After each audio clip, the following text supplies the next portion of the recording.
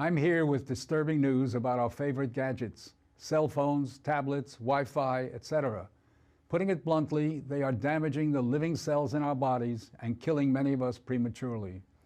I'm Dr. Martin Blank from the Department of Physiology and Cellular Biophysics at Columbia University.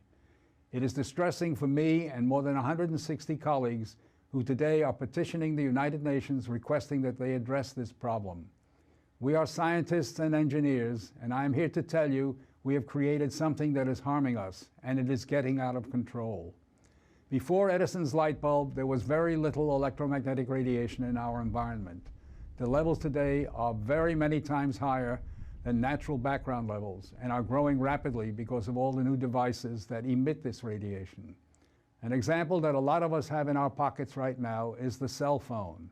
One study shows that as cell phone usage has spread widely, the incidence of fatal brain cancer in younger people has more than tripled. We are putting cellular antennas on residential buildings and on top of hospitals where people are trying to get well. Wireless utility meters and cell towers are blanketing our neighborhoods with radiation. It's particularly frightening that radiation from our telecommunication and power line technology is damaging the DNA in our cells. It is clear to many biologists that this can account for the rising cancer rates. Future generations, our children, are at risk. These biologists and scientists are not being heard on the committees that set safety standards. The biological facts are being ignored, and as a result, the safety limits are much too high. They are not protective. More protection will probably result from full disclosure of possible conflicts of interest between regulators and industry. Rising exposure to electromagnetic radiation is a global problem.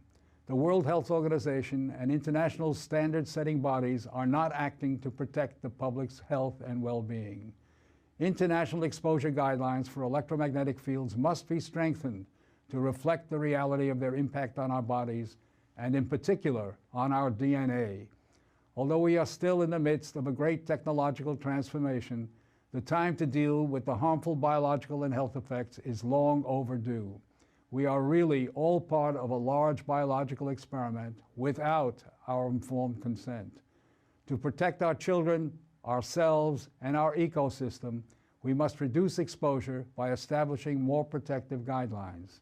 And so today, scientists from around the world are submitting an appeal to the United Nations, its member states, and the World Health Organization to provide leadership in dealing with this emerging public health crisis.